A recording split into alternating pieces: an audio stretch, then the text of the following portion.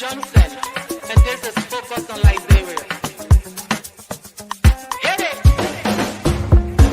From Cape Mount to Cape Palmer, Mount Nimba to Atlantic Ocean, Obomi Hills to Boakai, to educate, elevate, and promote.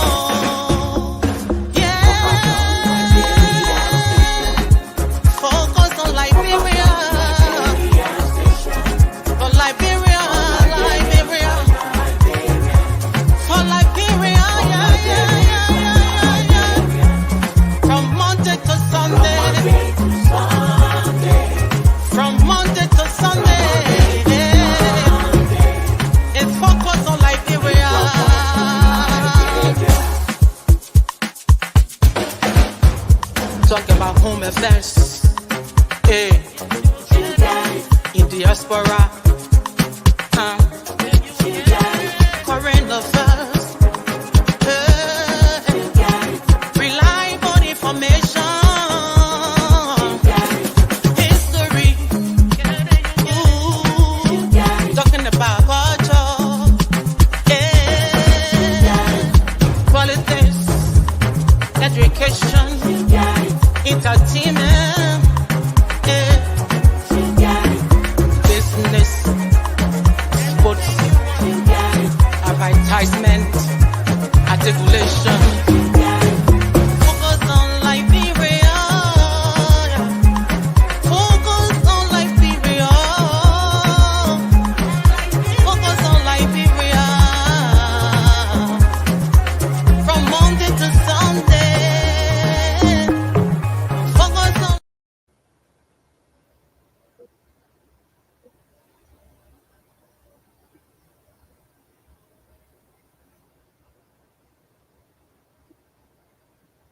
Episode of Focus on Liberia. Today I have a very power-packed panel, and we will be discussing matters of state. As you know, our country is gradually changing.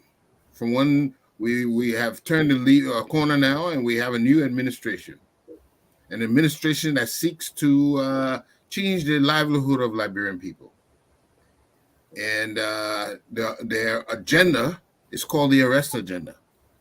So what we're going to do tonight is examine this agenda, examine the actions of the administration, and see if this is commensurate with the agenda that they're proposing for the Liberian people. I have with me today Mr. Gabriel Carter, an economist in the banking sector. Gabriel, welcome. Jimmy, thanks for having me here. I look forward to having a good discussion. I think we have a lot to talk about. So, thank you. Thank you. And also with me is Dr. Clarence Pearson. Dr. Pearson. Thank you, Jimmy. Thanks for having me. Hi to all the panelists on there, and welcome to our viewers out there in the public space. All right. And with us also is Ibrahim Mahama. Mr. Dugley, I should call you Professor. Thank you, Jimmy. It's a pleasure to be here. Yes. And my friend and brother and namesake, J. Victor Nangwe. Hey, thank you, Jimmy. It's good to be here, and I'm with Kamala. How or what? I am with her, Kamala Harris. Let's go. Yeah. Oh, yeah. We will touch that. We will touch that in the end, you know. And my most erudite brother, Thomas Buchanan.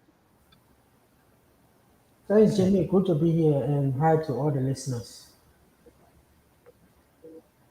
Very good. And of course, my UP brother and supporter of Boakai, Mr. Aliko Dangote. Thank you, guys. I'm so grateful to be on here. Look at the kind of caliber of people I'm sitting with. A man recognized as my big brother, J. Victor Nangwe. Imagine that. Look at me sitting with a guy like Carter. We're talking about serious, serious financial aspect of our time. Thomas, who can keep up with Thomas in terms of governance? And have the doctor himself over there, Mr. Pearson. I'm nervous. Let's see what happens. They say flattery will get you there, you know. So, He learned the ropes. He has all learned right, the ropes very well. I'm telling you, he has learned the ropes. Okay, so gentlemen, we see today that our country is making all sorts of efforts to move ahead. We heard about the yellow machines, 285 yellow Oh, I machines. forgot to mention my We brother hear about Dupley, but I police. didn't want to mention him before they said because he's my dingo man. That's why I didn't mention him. I'm sorry. Okay. Yeah. All right. Like I was saying, we've seen the arrival of yellow machines and tankers and trucks. We've seen police cars come by the drove. We're seeing buses. But the question is, if these items were not mentioned in the budget, yet we see them appearing on Liberian soil, what is the means by which we're getting them? Are they simply donations? Just the other day, we heard that a Ghanaian businessman donated um, vehicles so to the Liberian government. So I want to, gentlemen, I have to ask. One of the questions, elementary questions they ask in economics, is anything free? And they said nothing is free. But yet we were hearing that these are just donations, free donations. What's the catch? And you know why? I'm going to go to the economist straight, Mr. Kane, because I know we all pass through Luke's in Tenerife. Let's go. Thank you very much, Jimmy. I mean, if you go back to, economics, there's generally this saying in economics that there is no free lunch. So, especially from the perspective of private sector players, there are times where they will make these donations. It will appear free, but with time, you get to realize that they weren't really free as you thought of them. So if you go back to that concept, then you have to take these things and just put them on file and be able to see how things develop from here. Businesses do have corporate social responsibilities. You have businesses in specific countries where they get involved, for instance, in development work, in community development. But it's not basically because they want to do it, it's part of their responsibility. But these gifts are kind of like different in the sense that these are not established businesses in Liberia to say, what they are doing is part of their corporate social responsibility. So these are businesses that have not been maybe legally registered in Liberia. They are also kind of little different in the sense that when you have this bilateral relationship between countries, you can have one country giving to the other country through a diplomatic channel. And that could be, say, like this is a friendly relationship between one government and the other. But even when you drill down these diplomatic covers, in some instances, they turn out to be that they are establishing relationships so that their private sector can actually have a foothold in the other country. So there are a couple of things that play out here. But like I said from the beginning, if you just take the heart of economics and put it on your head, it says that there is no free lunch. You might get it today, but tomorrow, in one way or the other, you might have to pay for it. Mm-hmm. Mr. Dukley, do you echo Mr. Kane's thought? Is this a beachhead or a foothold? That's the ultimate goal of these donations? Well, in my opinion, I think this is a recipe for the very thing that we need to avoid, or we we don't want to be part of in the new Liberia that we are trying to develop. So outside the budgetary allocations, anything that comes, like we've seen the yellow machines and the police cruiser cars that we've seen, I think they are a recipe for corruption. And especially in the context of Liberia, looking at the way we do things, the way we've come to normalize these bad governance habits. You see, what Brother Kana was saying, one can only relate to that if the proper channel was established and these donations were funneling through that proper channel. I mean, it's a common practice in diplomacy that bilateral partners will offer assistance, technical be it or economic or whatever assistance. But even that, there is a procedure, there is a diplomatic procedure through which these assistance can be extended to bilateral partners, or even multilateral partners for that matter. But for me, there is the smell of something we, as the people, are not being told about these deals, because it's outside the normal practice of what we know of governance. So it's outside the budgetary allocations as we know it, and so we are yet to be fully informed as to the deals under which these yellow machines or the vehicles are presented to Liberia. So until such time that we have adequate explanation as to why these machines or vehicles are in Liberia, it still brings back that memory of you know corrupt practices. Put it that way. I mean, I'm not as I speak to you. There hasn't been any explanation to justify fully why these things are coming and what is behind it, and what are we what are we paying for these, and how are they like the terms under which these things were offered to Liberia. We don't, or to date, at least to date, we don't know the full story. Yes, but I said, Mr. Nangwe, Boakai said my friend gave me a gift. He sees the interest in my arrest agenda, and he wants to participate. He wants to donate toward that agenda because he liked my idea. What do you say to that? That was the justification we were given. Yeah, this president is not a kid, so he's been around the block.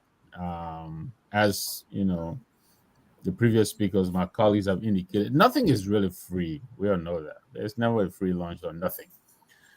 Quite often than not, those handouts that are disguised as gifts, they turn out to be pretty more costly. Than if you actually went outright and bought them. So apparently this government has forgotten the African proverb that says, if you give a man fish, you continue to give them fish and feed them. But you teach them and they will be able to feed themselves. I would rather they go out and canvas and bring in people to give us the technology that we need to develop this country. I like the call the president made yesterday also with Elon Musk. I think there is much that could come out of there. Could be much to come out of that kind of call. This I'm sure we'll probably talk about it. The Starlink coming to Africa and Liberia benefiting. I think Nigeria and other countries, when I read up on the Burkina Faso, other countries are already benefiting from that because it will make the cost of communication much easier. And therefore, all of those sectors that depend on technology, pretty much everything, education, health, and all of that, it will reduce the cost of doing business. That's the kind of thing I expect the government to go out and do for us. Now, if the Mahama brothers, as it has been reported in the press, that they are billionaires, then let them come and give us the technologies for agriculture. the technology to grow our economy. Mhm. I don't think 3 generators, whatever it is, like Mr. Dugley indicated, we don't know the cost of these. I was trying to look up, some of these things. They range from 79,000 to upwards of 250,000, whatever. Even if it is 250,000, three of those are still less than $1 million, right? So when this president came in, he pronounced that he would do business differently, but it seems that though, we're repeating the same old mistakes. I tell you quickly before I pass it on. I was reading just 2022 before this president came in. I don't know how much the legislators are making out. The government salaries, right? We keep talking about this because this is where most of the problem is, right? Taking home $15,000 when the average Liberian was taking home around $150 per annum. So that's over 100 times. If President Weir could come in and harmonize the salary to a certain level, I think this president could have also done better than that. He's not looking there, So there is so much resources right in front of our noses, but we're going to Ghana and embarrassing ourselves. We're going to the Ivory Coast and embarrassing ourselves. I'm really disappointed. I am. I really think they need to think this thing, differently and approach. I think he wants to solve the problems that the country, is faced with. But I think the way they're doing it, I don't think that is the way to go. Like I said, get out there, find the means that will help us. And first of all, the resources should be, they're most of the resources that we need. I think they're right there with us in country. He needs to pluck up the courage, take the fluff out of the budget, cut the wasteful spending. If retreat is not necessary, don't allow a retreat to happen. Let them bring the money back, which they haven't done. Nothing has been said about it. And of course, we're going to move on and forget about it. Right? $275,000 and another $290,000, over almost $500,000 gone for nothing. Then there is the legislature. The House. They had their retreat because it's not made public. So I think this government, I really think they need to seriously think about how they're trying to solve our people's problems. I think the way they're going about it is unsustainable. First of all, two, it's embarrassing. I'll leave it there. Thank you. Let's welcome to the stage Mr. Muhammad Sharif. And Mr. Sharif. Jimmy, how we doing? All right. Thank you for joining us. We appreciate your intelligence in this matter. So, what the discussion has been about? We noticed we'll be receiving a series of gifts. Now we hear millionaire Ghanaians and all giving gifts. We hear there was a conversation with the robust Elon Musk. And all these things, and in the midst of that, we hear that Boakai submitted to reduce his salary.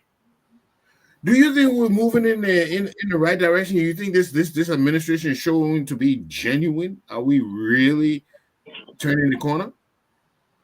Thank you, Jimmy. Thank you. And yes, I'm just going to start answering the question bluntly. Yes, this administration is moving in the right direction. And if Joseph Boakai moves in this direction as he's going, he's going to be one of the most consequential presidents. I know you've heard that over here about Joseph Biden, but I think that Joseph Boakai in Liberia is going to be one of the most consequential presidents if this continues this way. Because look, he has not forgotten his campaign promise to the Liberian people. He is in tone with the rural masses. And what do I mean by this? You bring in Caterpillar, you bring in these machines that, the so-called yellow machines, and you create development zones in these areas. Jimmy, right now, the Boakai administration is cleaning the muddy mess all over the country. You know, you look in the southeast, what's going on. You know, we can sit here and talk all day long, but the administration is cleaning up the mess in Lofa County, in Grand Jita, so that people are traveling. You know, Douglas said, "Give a man a fish, and you feed him for I did. what did he teach a man to fish, and you feed him for the rest of his life." But look, what better way to teach a man to fish in Liberia when you build these roads, these feeder roads, when you fix these roads, these clean this muddy mess so that, you know, rural farmers can be able to bring their produce, their farm products to the towns and cities of Liberia. This grows the economy. I remember when I was growing up, you know, there were good roads where, you know, rural folks, people in my village would come in and sell their products and send their kids to school. Jimmy, so what happened was after you know, the Civil War, you don't have any of that anymore, where the roads were in disrepair, and now no one can go to the market to sell their goods and stuff like that and be able to send their kids to school. And so what this president is doing, he's very in tune with the rural people. He's very in tune with the Liberian people. Forget what the legislature is trying to do, because what they're trying to do is to kind of tie his hands so that these things are not done. Look at Rwanda. Look at what we're doing. Our legislators go to Ghana for treatment. They go to Rwanda for vacation and treatment, and so on and so forth. Guess what Kagame is doing? He's not going to the legislature. Okay? And we're going there for everything now. So this president has to find a way, a balance, of course, you know, being law abiding, but a balance around these do-nothing people and get the job done. He is very smart in that way. Keep in mind, I'm an independent talking like this, and there are many independents who think the way I think. You know, forget all these people. Forget this legislature. I mean, forget these people talking all these different things, procurement, this and that. That's not going to put bread and butter on the tables of the Liberian people. We've been at it for 177 years. How many times you've seen 285 yellow machines? How many times? Look, shamefully, our international airport, so-called international airport, was a dark and desolate place. And now the president is asking his friends in the sub-region. It's called South-South relationship, South-South contact. So me and you, the African nations, are collaborating to help one another. Private citizens, you know, business people who have interest in Liberia. If you have interest in Liberia, if you have interest in resources that I can produce, come in, do something substantial for my country, do something substantive for my country. That is what Boakai is doing. And it's a healthy, a great thing for the Liberian people. Oh, wow. Okay, Dr. Pearson. You hear Mr. Sharif telling us, look, the ends justify the means, and we don't want to get bogged down in our development. So if we have to go around that clutter, then we should. What do you say to that? I say he's just saying what he has to say to make people who will listen here in support of Joseph Boakai happy. But, you know, let's face the fact. I think the cardinal question that we all must ask around Liberia right now is, what is it that is being done differently in that country? Now, I beg to differ on a couple of things. Number one, every civilized country operates around the rule of law. If a country deviates from the rule of law and carry out activities only looking at the outcome of the activities in total disregard to the rule of law, those achievements are unsustainable, very unsustainable. Another thing is that what else do we need in Liberia right now on this conversation we have? We need institutions, viable institutions that can sustain these gains. And also we need leadership. So let me come back to my friend Mohammed on a couple of things he mentioned. One is it that a mud road, grading a mud road before the rain season every year, spending 22 million against that project we achieve for Liberia in the next 5 years. We'll go back to the very same thing we come back from. You'll be leaving office and will not be able to go to the villages to campaign, and the next person will be campaigning on the same activity. Let's go to the issue of the RIA and the generators that are donated. What have we done this before? We've done this before. Where are those generators? Those generators are nowhere to be found. They are broken down, run down, destroyed, and now we have to replace them. But I gave you an idea. I know we're going to have time to talk on other things. I just want to stick on these two. You know, let me say this to Liberian people. When some of us argue that better things ought to be happening for Liberia in this dispensation in the 21st century, and we arguing against generator as opposed to hydroelectric plan, we're not arguing because we just want to talk. 1942, Firestone built a hydro on the Farmington River. 1942. That hydro is able to produce a capacity of 8,000 kilowatts of power. 8,000 kilowatts of power. Let me get our note. Let me get our note straight. 48,000 kilowatts of power, I should say. 48,000.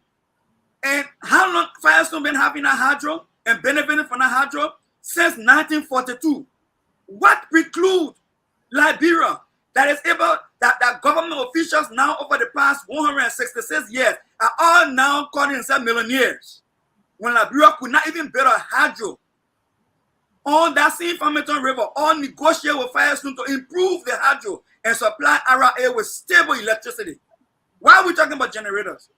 When in fact that generator that was donated to RIA is going to cost us more to maintain than to build a hydro over the next 30 years. What are we talking here?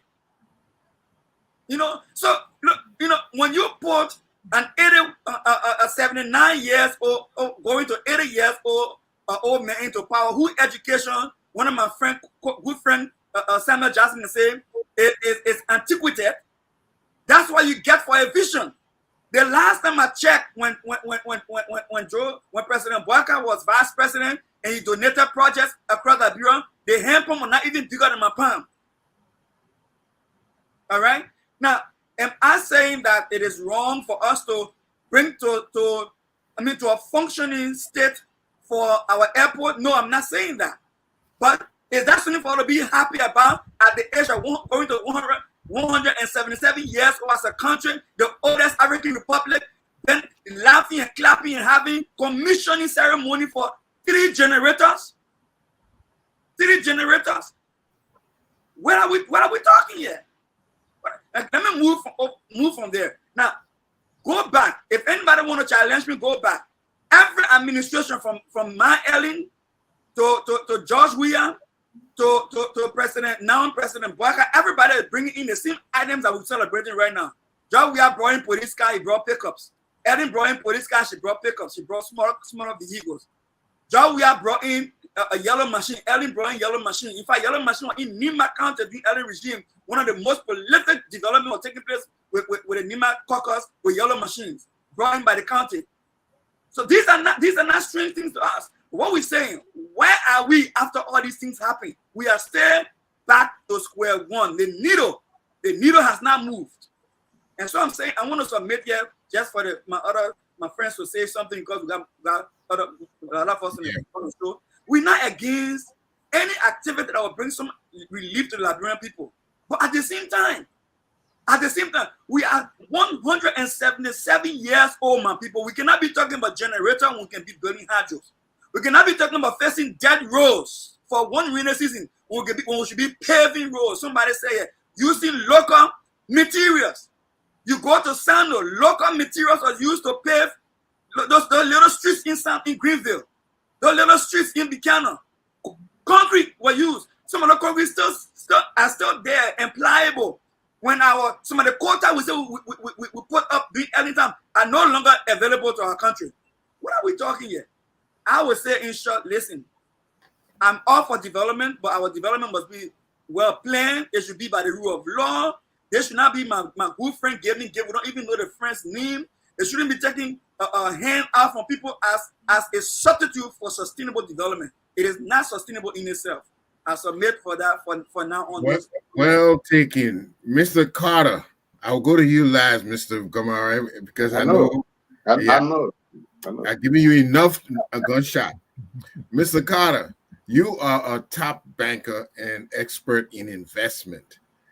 Do you think we are making the right strategic moves to lift ourselves out of the poverty and get back on the road to prosperity? You think these moves are in that right direction? Jimmy, thank you. I think that is a great question. Exactly what I wanted to talk about.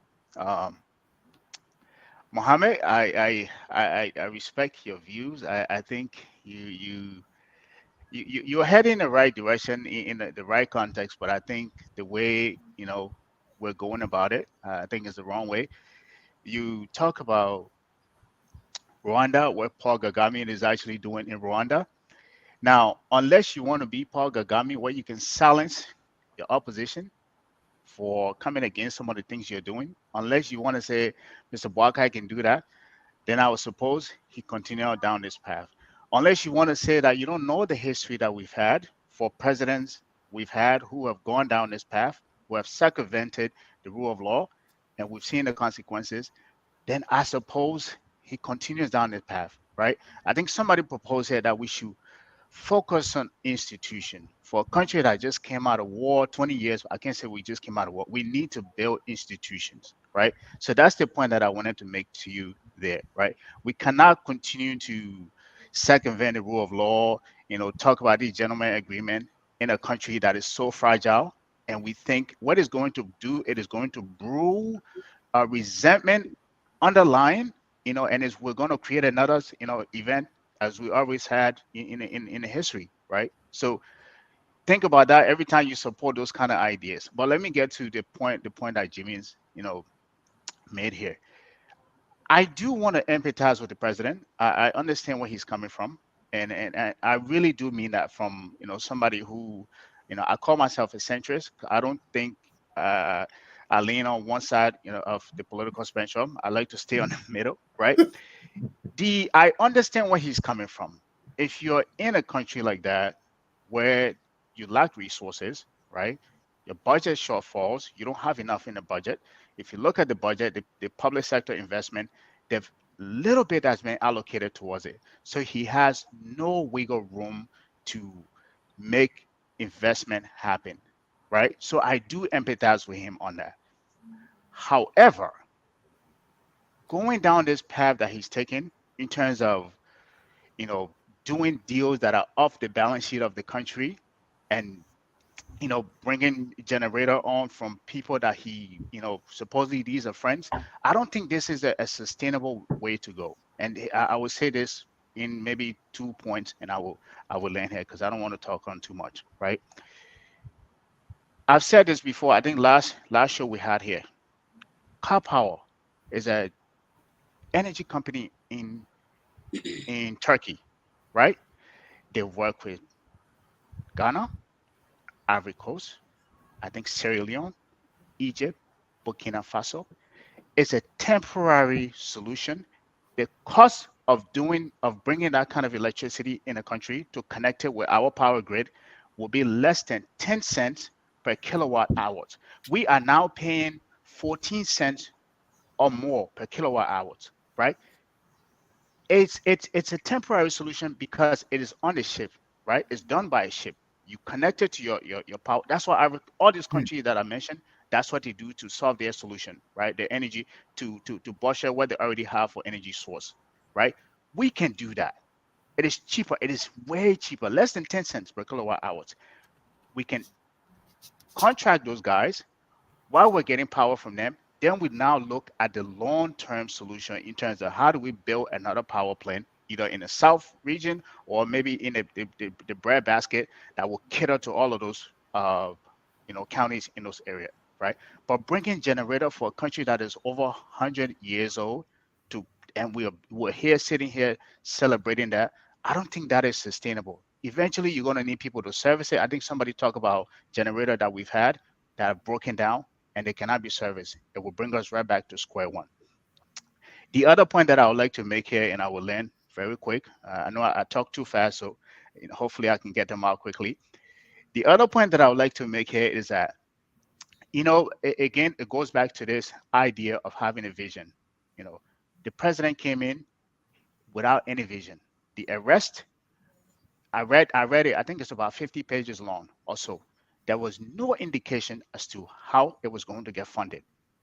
Not one indication, as to I'm going to plug the leakages in the budget or in our country's budget to to get some capital and deploy it to help bring this vision to life. There was no indication of it, right? So we came forward and put forward this vision and came in, and we continue up to now. People are still getting appointed into power without any resources to pay for those people. So in essence, you are bloating up the budget for resources that you don't already have. So in that essence, what it does, you don't already have resources, but you're clogging up the budget. You're clogging up the resources of the state. So what does that leave you? It leaves you to go begging, right? This is why you see our foreign policy. The essence of our existence of our foreign policy right now is going out there to solicit money, to go beg. It's not to strengthen the country's relationship in terms of politically, geopolitically, but we're just going there to beg and beg and beg. And I think this is the essence of what this administration is. And in my view, I do empathize with him because right now his hands are tied. But I think if he wants a better Liberia for the next 5.5 years that's left, he needs to come up with a different vision that present policies, talk about the capital, where you're going to get the capital to fund those policies, because everybody that you ask, any of us on the show right now, you ask us, we will have better policy. But the biggest thing is how are you going to fund those policies? That is the biggest piece to that. And this president doesn't have it. And I think this is why he continued to struggle. And we'll continue to see some of these knee-jerk reaction that he does, the generator, the buses, the yellow machines, trying to gain some political points. But I think he needs to think about his plan in terms of from a long-term perspective. Thank you. Thank you. Mr. Kamara, Papa go out. He bring back gifts for the children. All the house happy, they dancing. You think Papa did wrong or he did good? Mr. Kamara? I didn't hear you clearly. I think the internet acting up. Can you hear me well? Yeah, I hear you clearly. You loud and clear. I said, Papa, go out. He bring back a whole lot of gifts for the children. Oh, the whole house upside down, dancing happy. Can you hear me?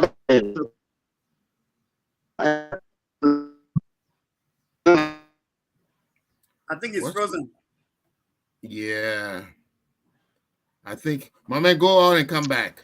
He's get better internet, man. What you doing? But you in for you with our internet right there? Jimmy, if you give me 5 seconds, please. Okay, you take the 5 seconds while we wait for Mr. Thank you. So let me quickly. Man, it's frozen. Take him off the screen. Yeah, there's a gentleman writing here, William Jala. He's attributing to me comments that never came from me, and I want him to watch it because I've never said anything about war. I've never said anything about war. I don't know where he's getting his comments from. Throughout my life, I've been an activist, but a peaceful political person. So your assertion there is flat out wrong, and I want you to go back and replay the clip and come back again, Mr. Jala. Thank you very much.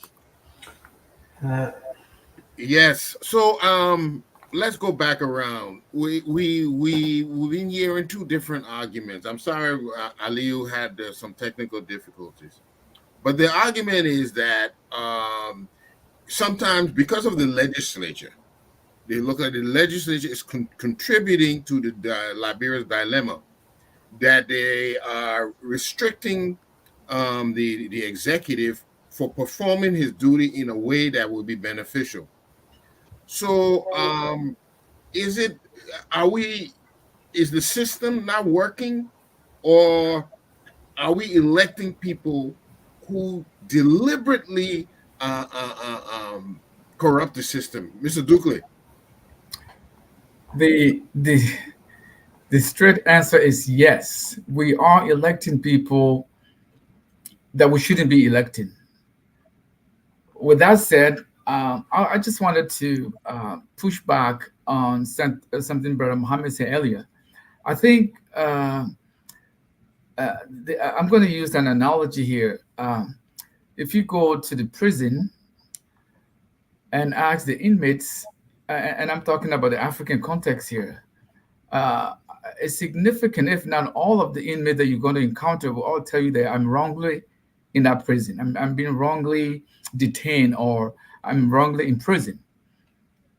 And we all know, yeah, they would say that, but is that true? The answer is no. So, and the president being who he is, and as we know him to be a politically seasoned person, he's well intended. He's well intentioned for Liberia, but I think that in of itself is not enough. With our current situation, with our baggage that we have accumulated over the years, I think it's about time we have a gutsy person that would do things that we're not used to doing. And by doing things that we're not used to doing, what I mean by that is, you see, I was one of those on this very platform was saying that one of the ways I think the president can generate some money to support some of his projects in the 100 days that they put out is to curtail some of those wasteful spending in all the departments, in all the ministries. And we know that in almost all the ministries, there are waste that if bring under control, it will help to provide some badly needed funds to support some of his development agenda. So just because we are so badly in need of roads, does that mean we can put ourselves? Because I can say we are mortgaging Liberia in this process, and we have come to agree that there's no free lunch. So if there's no free lunch, no matter the source, whatever source it came from, be it a friend or a bilateral partner, we are going to pay for it one way or another. Now, if that is the case, then why can't we just do it properly, the way it should be done? And the president, as head of the executive, there are powers that are invested in him through the legislature or through the constitution, through which he can get some of these things done without having to resolve to these corrupt House members. So I don't think the way he's going about this yellow machines they've not given us sufficient explanation in terms of how much is it going to cost Liberia and how much each of these machines is going to cost. So that is still going back to the same way of doing business.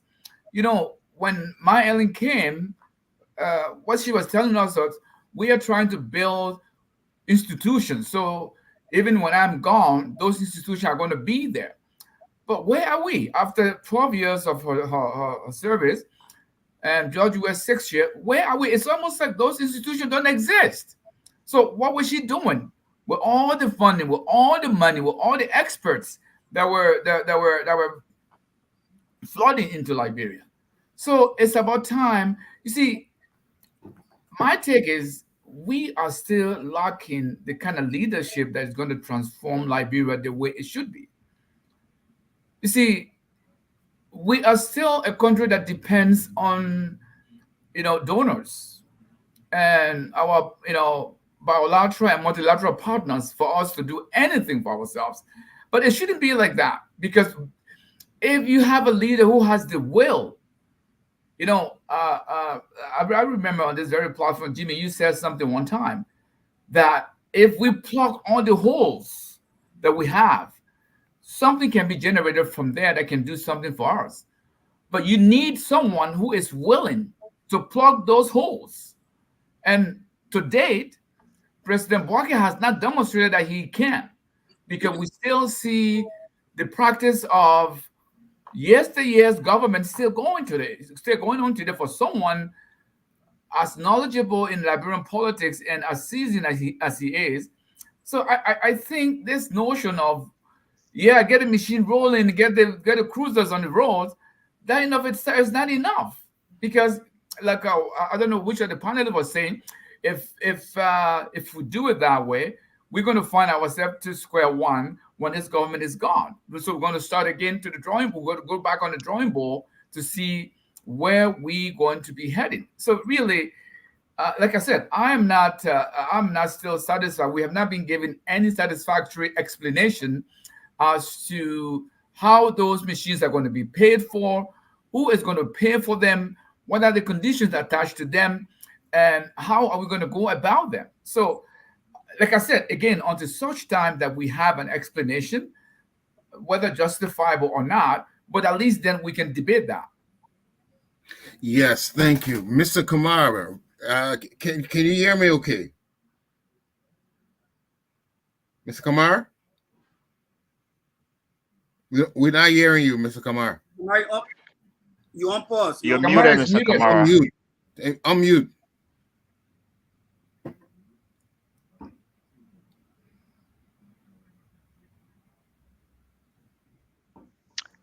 Is he in Liberia? Because his internet is really No, he's bad. not. He's You're not. still muted, Kamara. You're muted. Okay, you can hear me, Mr. Good. Kamara? We can hear you. Yeah, I've been hearing you. Can you hear me Okay, now? very good. Yeah, we hear you now. So before you come in, there's been claims that the administration is going about bringing things in, but that these things are not significant enough to actually bring about sustainable development. And we did not see that the government took stock of where they were so they can show when they leave that they did make some progress. So what is your argument? Do you disagree that these actions and measures taking will bring about sustainable development for the Liberian people and improve their livelihood? Well, first of all, I heard a few things that had me laughing inside. That a civilized country cannot do this, cannot do that. Civilized countries declare state of emergencies. When you declare state of emergency, the constitution is suspended. Civilized country declares curfew. When curfew is declared, your rights as a citizen under the constitution is suspended. These things happen in civilized country. When you go to a hospital, you stop and you're losing a lot of blood. The first thing they do before they can actually find out why you've been stabbed is to stop the blood and to stabilize you.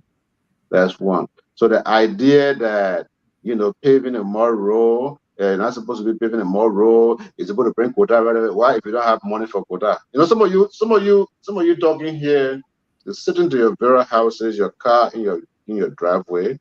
You can drive 40, 50 miles just now, go buy just pizza and come back in 10 minutes, 15, 20 minutes, you're back.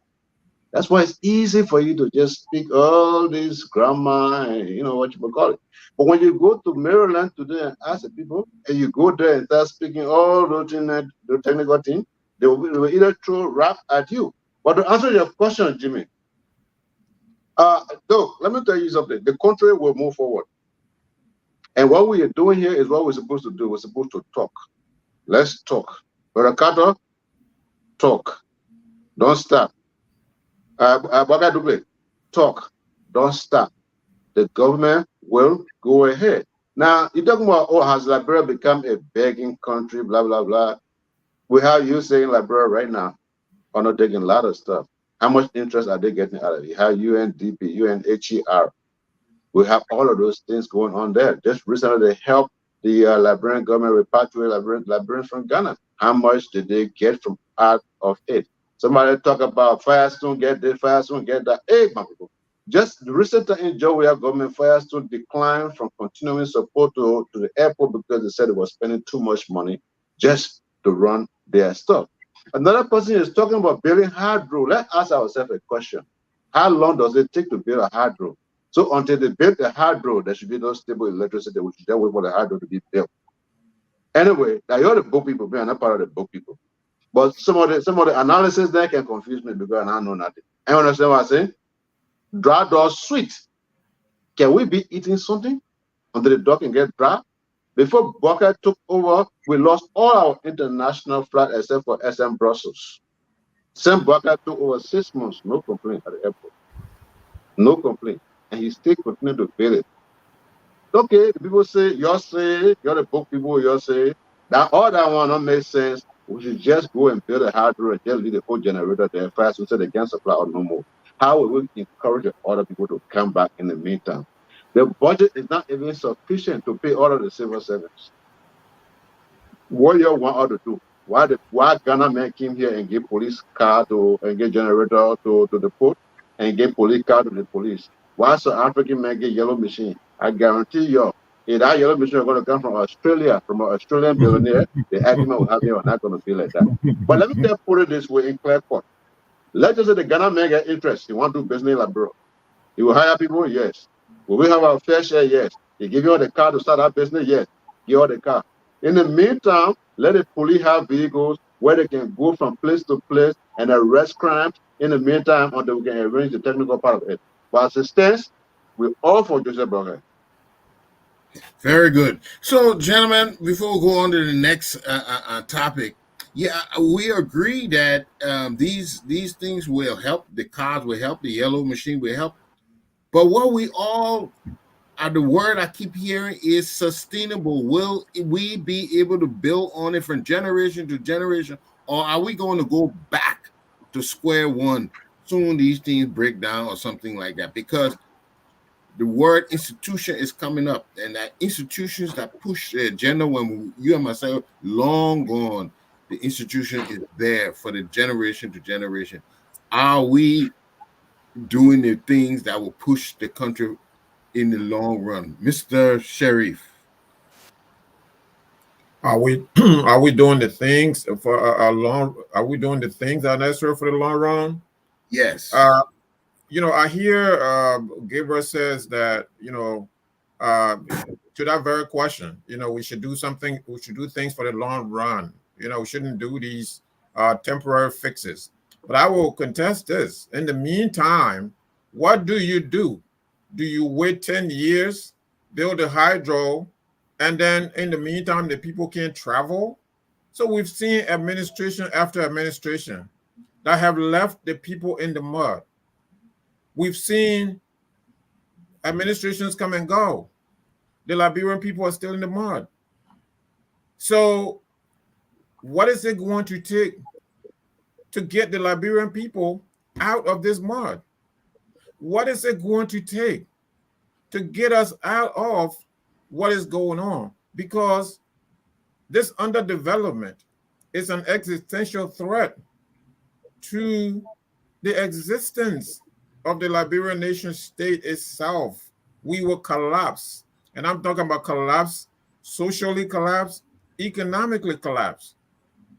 Then you have a failed state that's porous to drug lords and different agents of destructions.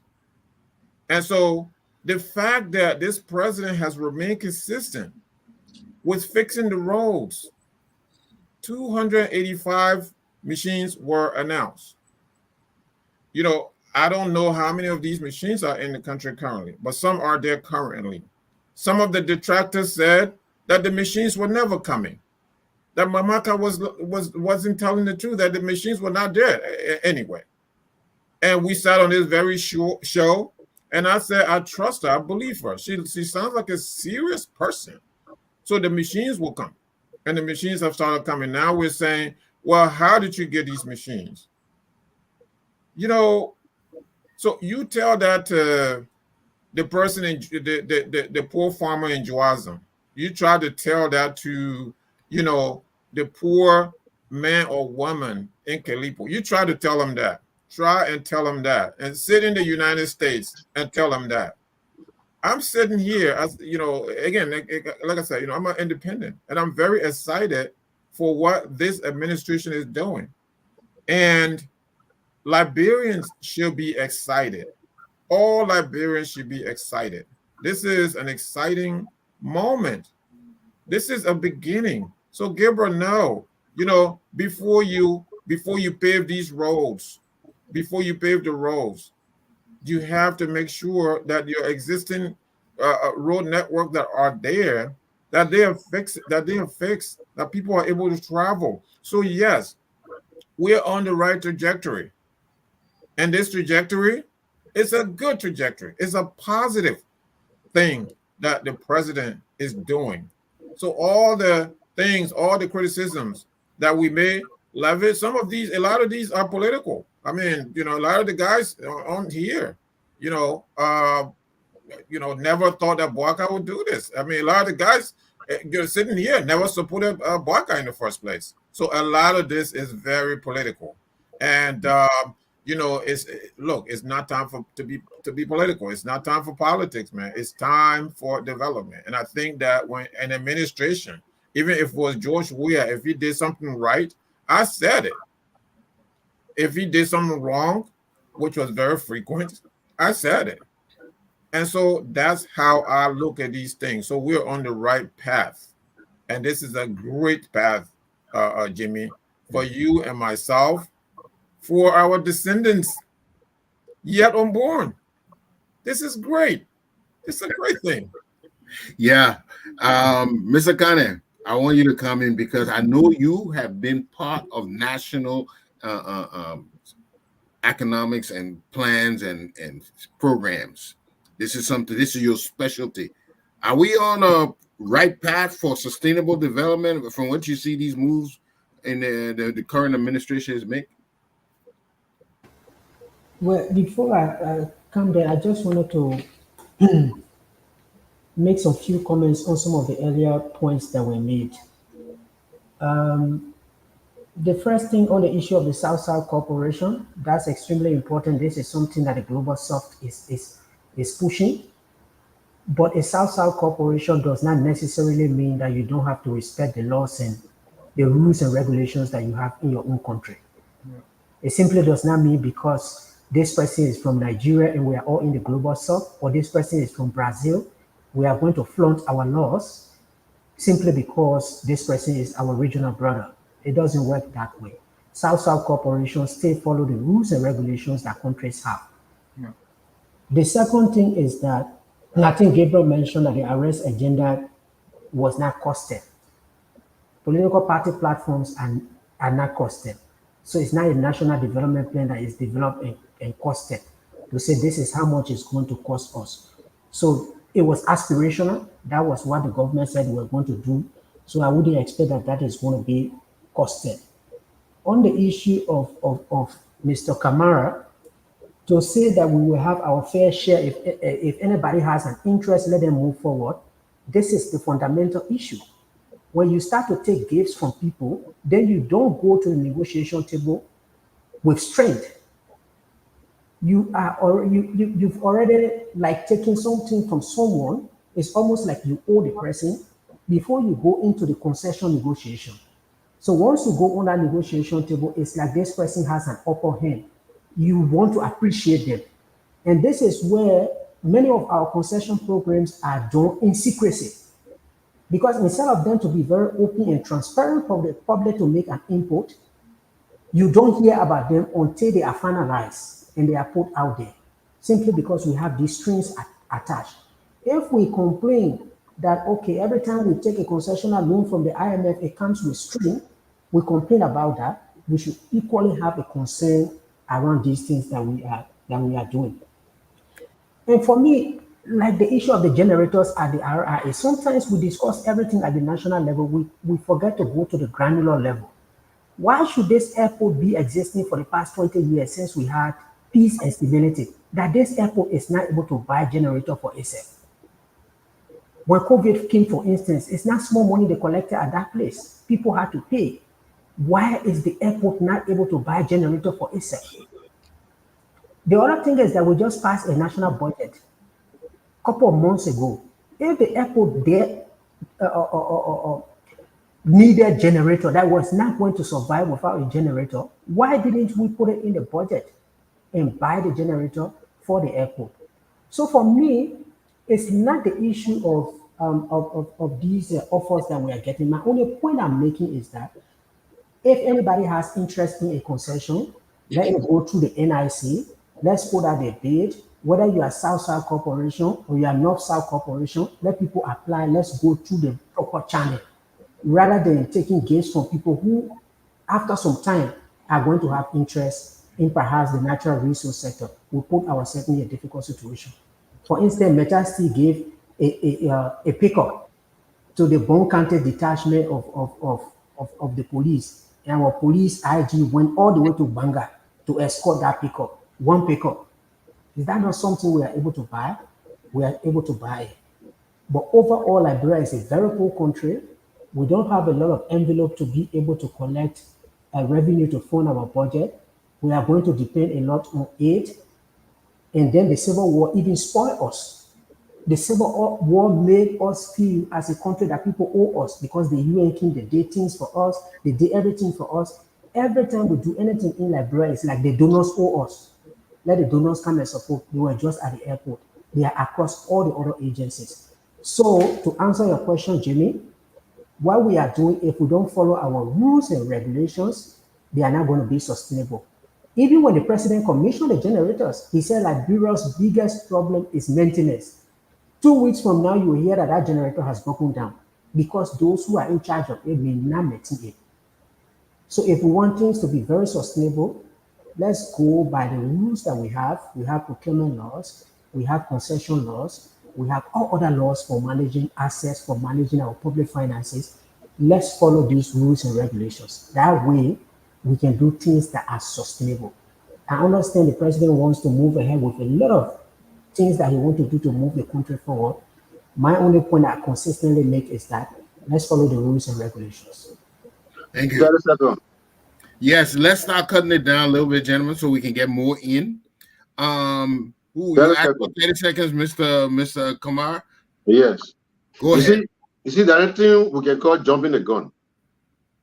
At no time has the government come up to say any of these people want to establish a business in the country. All right? Now we're talking about maintenance in the past. This is not the past. This is a new government. This is a government that have promised the people that maintenance is a priority. That's why the president made specific emphasis. So if all of the decision that the conversation that we have here now, we based on the past and what we preempt, then I think we're just guessing. Let us watch this government and see, and if there's a concession being put forth in the very near future, then we can have this debate. But as far as the president is concerned, and we are concerned, these are gifts. Yes, I understand you're scared. You have a reason to be scared, but we are not because we know that these are gifts, and we believe our president. Okay, Mr. Nangwe. Yeah, thank you, Jimmy. Quickly, look, I agree with first of all, Mr. Cannon. The airport is an income generating entity. And I know that because, among other things, just like you said, during the COVID, my wife, my son, every time we touch down, each of us will pay $75, right? So how is it deniable to buy their own generators? And the problem with the airport was not only the absence of electricity. Some of the flights were not going to Liberia because they subcontracted the fueling, the refueling to a company that was bringing substandard fuel.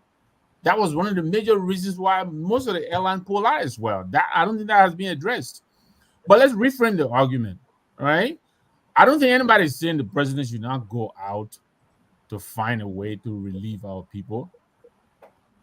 But you have to also start with belt tightening. We've heard that expression several times. Start from within. You can't leave the fluff in front of you, your house, and then you go out to your neighbor to ask, for help. The recast budget that this president signed, the initial budget, his office, the budget for his office was about $2.4 million. That will increase to $2.9 million.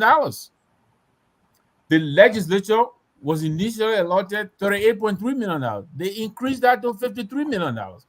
And he said nothing. He signed the budget. We are saying there is money local.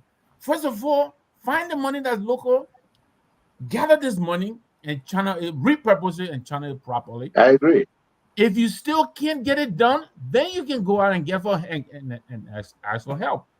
Well, you can't be going around begging for cars, begging for generators all over the place, right? when one action can get you 4 or 5 generators. That's one. Two, in the day and age, who is going after generator one? Everybody talking about solar. If those people really meant well for Liberia, they will put solar panels in the place and put in renewable energy, right? This is look. Just 2 weeks ago, Monrovia was flooded. Climate change is real. We can bury our heads in the sand and say, you know why we're not affected. It is affecting us. And these are the points we're making. So there is a lot that could be done locally first. Start local. Start with the low-hanging fruit, and then you can go out and begin to lobby. And do it in a way that you don't mortgage, because all of these so-called gifts, they're not gifts. They will come calling, and we won't be able to pay. Is the point we're making. Okay? Yeah, Dr. Pearson, I have always said that if you want to draw water with a bucket, you got to first patch the holes, because that bucket leaking, you're not going to get much water. Have we sealed? We all say corruption has been a plague. Have we sealed Liberia to at least when we bring in these things in, when we bring in investment in, it's not going to leak again like before? In other words, we'll benefit from it better. Thanks, Jimmy. The easy answer to that is no, we've not fixed that problem yet. And sadly, there seems to be no genuine effort by the current administration to fix that. And I'll tell you why. This current administration came to power understanding, and even the U.S. ambassador to the UN, Greenfield, when she visited President Boakai at his house after the failed inauguration, one of the things she said was corruption is the major factor that Liberia has not been able to develop. And she said she made that same statement when we celebrated some centennial celebration with our relationship with the United States government, and I think second centennial celebration or something like that. And she repeated the same thing: corruption. Now you have a country that vast majority of the powers of the country is vested in the president. The presidency in Liberia is almost like a superior presidency. The office of the president sets the tone for the rest of other officials in government. Now we have a president who comes to power with the cliche of transparency and accountability, with the understanding that we're not going to do business as usual. And then it is this same president who is circumventing the very laws of the country. And people are saying because we are poor, we should accept gifts that are given by unidentified individuals. And because we're poor, we should just take it because we want to get better. The question that we ask ourselves is this: are we being sincere to ourselves? Now, let me say that someone says something here that we just, you just do a quick fix because you got to fix the problem before you solve the real problem. How long have we been quick fixing? How long have we been quick fixing? I'm going to my 60s. As young as I look, I'm approaching my 60s. From the time I grew up in Liberia, the roads have always been bad. At the end of every presidency, it remains bad. The electricity is a problem. Pipe-borne water is 177 years old. We still don't have pipe-borne water. No electricity to the rural community. No proper health care. Education is in the slum. Then people are telling us we should elect leadership in the 21st century and say, you know what, let us not be hard on our leaders. Let us not tell them to be innovative. Let us not tell them to be creative. Let us not tell them to think big and think with wild imagination to transform the country, but we should set up for mediocre development projects in the country. I disagree totally. And I will answer you this, Jimmy. We need a leadership, and President Boakai needs to stand up and follow the rule of law. And when he follows with transparency, accountability, and openness, then he should demand the same from others in his government. If President Beggar continues the way he's going, he is giving a clear-cut certificate to the greater guys in the legislature to do worse than they have done in the past. Because they will say if the president is cutting corners, we too will cut corners. And when the president cut corners, these guys cannot be stopped from not cutting corners because they have to cover him up. The yellow machine. President Boakai has cut corners. Now he says to them, if you don't pass this yellow machine, your constituency will lash at you. They will not vote for you next term. Okay, so they will pass it, but how they going to pass it? Because the constraint, you're going to pay them on the table. They're not going to pass it for nothing. The same thing you try to avoid, and your guys are saying they're going to avoid. They're not going to avoid. You're going to pay them because it is a must-go deal. Somebody said the hand that just gave you a favor is now receiving favor, expecting favor from you. You're not going to say no to them. So we're forced to get a yellow machine, guys. Now the contract that Boakai has benefited from, and I leave there before I close. Maybe someone else will mention this. This is the only administration that I see Boakai has given certificate of clearance to individuals who you call officials to our portfolio, appointed under the president goodwill to go out there and lobby in the president's name with no accountability whatsoever. There are no laws, there are no regulations, there are no policy framework to tell us what they are going out there to do, what lines they cannot cross, as our foreign service are also out there. But those guys are negotiating whether they're getting it for themselves or they're bringing it for the country. We do not know. And let me tell you something. If the president think if anybody in the president's office say I'm lying, let them publish the list of the president's special representatives that are outside Liberia, lobbying with individuals and companies in the name of the president. Let them tell them I'm lying. If they say I'm lying, I'll bring someone on this show and publish it so we can see it for ourselves. Go ahead. Mr. Sheriff, you think the president opening Pandora's box by going around the conventional laws? He's showing other people what to do. What do you say to that? I like when Pearson, when Dr. Pearson, when he's talking, it's a lot of politics. It's a lot of politics. Look, some of these guys never spoke up, when George Weah was doing worse, right? So here's the thing, but you have to be serious. You have to be serious about Liberia. You have to be patriotic. Some of us, I'm a patriot. And because I'm a patriot, I look beyond administrations. I look beyond individuals. I look beyond regions. I am a well-rounded Liberian patriot. And so because of that, I look at what each and everyone is doing. I look at what George Weah did. I look at what Ellen did. And I look at what this man is doing now. So these are the things that inform my analysis. And because he's doing the right thing for our poor rural people who are cut off from national development, because he's thinking about them. How do I know he's thinking about them? He has kept his electoral promise, his campaign promise to deploy road equipment to fix the roads. And so we can sit here all we want in the great United States, in the confines of our home, where you get up and go to the refrigerator. There's a cold water. You get up, you can take a you get put ice in your cup, and you can sit here and drink that. I can ride from here to Atlanta, Georgia, dress, with my 3-piece suit, and I can get to Atlanta, Georgia, from Pennsylvania, where I'm at, and there's no shred of dust. So yes, I can sit here and say all the good things, like Thomas was talking about, the rule of law. Try to tell that to the people of Jidipo. Try to tell that to the people in Plebo. Try to tell that to people in Juaza. Tell them that.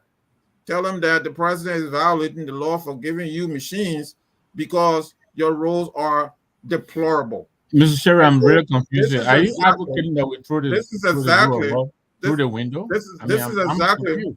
This is exactly what we're talking about.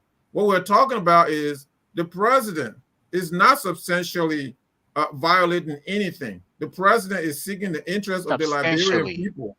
You know what is going on here? What is going on is, in the past, Jimmy, these very companies, these very people that the leaders we have would take this kind of goodwill in the form of cash and kept it for themselves. So no one saw this. And the legislators did the same thing. No one saw it. So And so, because this president Jimmy, I would has like to make a point manifested after this, this.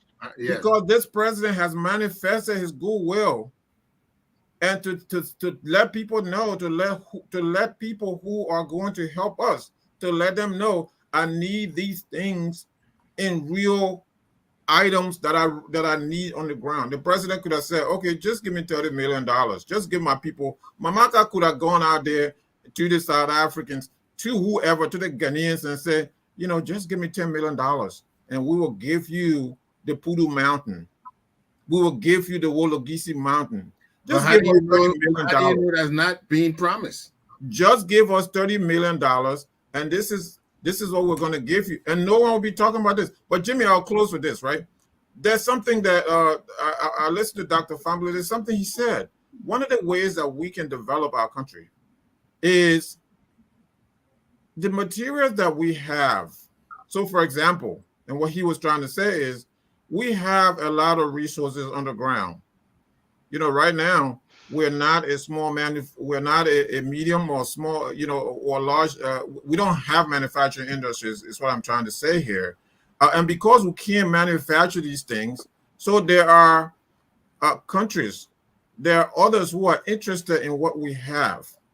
So if we tell them, I have this, but can you do this for my country in real concrete terms?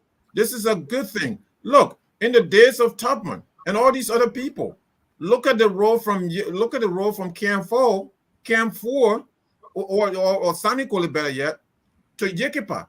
Look at that small stretch of road that was so deplorable. So you had a mega company in Lamco that sat there, never fixed that road, and guys, you never say anything. These people are this is. I'm going to try to be civil.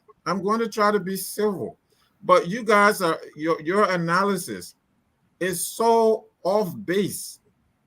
It's so off base. Yeah. And really Okay. not patriotic at all. This is so off base. Okay, Mr. Sheriff. I think you said your piece, Mr. Carter. It's off Sheriff, base. Mr. Carter. Mr. Sheriff is saying that we did not criticize the government of the past, that the government that was overthrown. What do you say to that? And I again, I like to play devil's advocate here try to be fair to the president. And I think the only thing the president has done so far that I think will benefit Liberian people, would benefit from on a mass scale, would be the lifting of the right importation for everybody, where he's, hopefully that is true to what they said, right? Where he opened up the rice market for anybody to be able to import rice now, right? It makes that process competitive. What that's going to do is going to reduce the prices, right? Because if I'm competing with Mohammed, Mr. Nangbe, and Thomas Canet, it's all about who can bring quality at an affordable price. That's what it's going to do. And I think I want to commend him on that. But I think here's the point that I want to make here, and I like to be sure, because I think there's a lot of us here. Everybody have to make their points, right? Mm-hmm. Since Tubman and Talbert, there hasn't been a president in Liberia whose sole focus has been about the economics and about creating jobs and industrializing the country. None of them. Those three has evaded every single one of them. Even Charles Taylor, who went to school right here in Massachusetts and had an economics degree, the same thing happened to former President Ellen. All of those things, the economics in terms of industrializing the country, creating jobs, right, for the common man in the country, creating a good financial system, all of that has evaded all of them. They come in with politics and come out with all these elaborate policies, and at the end, they all feather. They all fail, right? The biggest thing, the common denominator between you and I, everyone here on this show right now, and most of the people that are watching us, the common denominator is that you and I and everyone's here have a job, right? We self-actualize. We can raise our family. Like Muhammad said, we can get up and go to the fridge and take whatever we want in the fridge. right? That idea of being able to even further your education, get out of school, get a job, or raise your family and pursue your dreams, it is not common for, it hasn't been the same, that case for any Liberian since the 80s at all, right? That has evaded every one of them. And I say that with every ounce of, you keep talking about patriotism. This is what we look for in our country. This is what we look for in the presidents, in the president that we expected.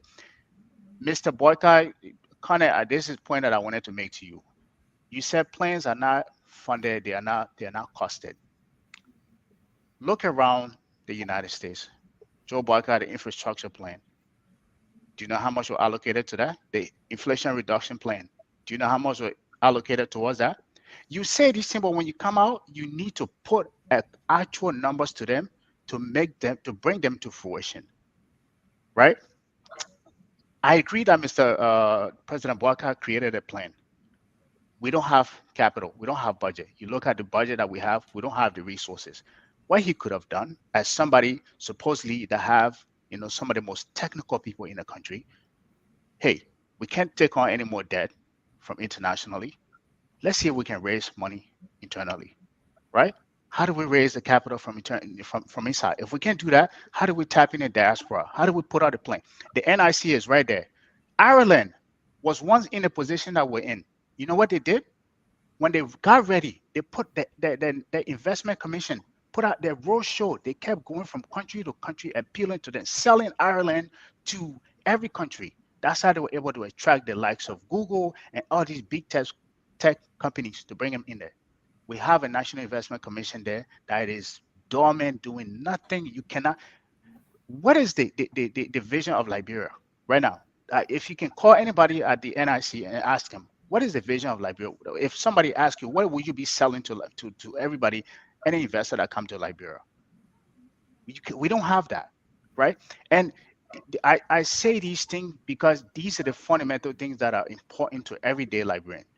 Opening up, getting yellow machine and bringing yellow machine is not going to create sustainable jobs, right? It will help maybe the local farmer be able to bring their stuff to the market, but from a sustainable standpoint, that is not going to happen.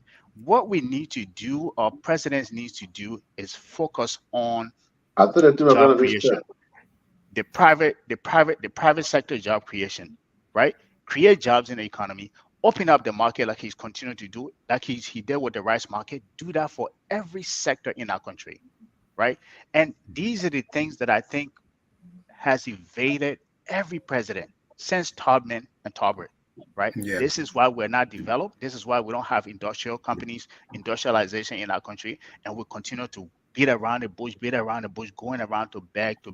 You cannot develop unless you industrialize your country. You cannot develop unless you're able to create wealth for citizens in your country who are able to self-actualize, pursue their dreams, and take risks on themselves and raise their family. You cannot develop unless you're able to expand your tax base, identify each citizen in our country to be able to tax them. You cannot develop unless you're able to identify properties that you can tax. You cannot develop unless you do these things. So we can come out here and talk about policies and plan and all of this.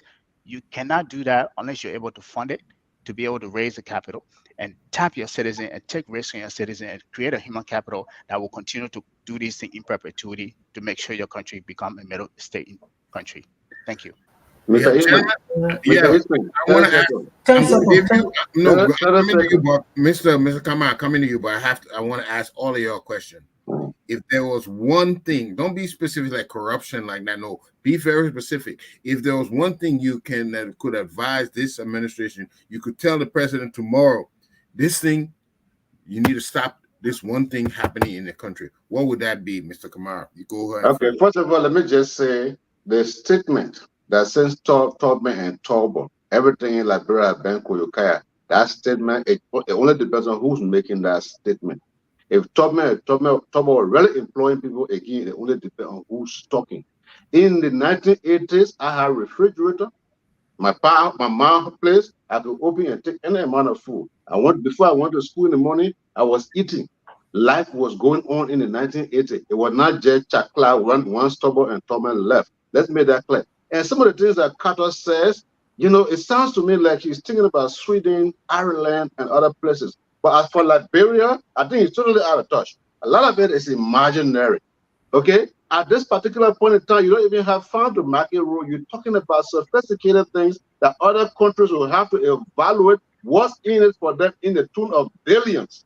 And you don't have that to offer. That is the direction in which you think in. At this particular point in time, we should be focused on building the country from scratch because it is from scratch. Nothing has been there from the beginning. Nothing is there now. We have to build from scratch so that others can see the value that we bring. But as it stands, nothing was there before Tubman, nothing was there before Tobo, and nothing is there now in terms of being competitive with the outside world. A lot of those things you say, yeah, they sound very sophisticated and technologically sound, or some kind of academia.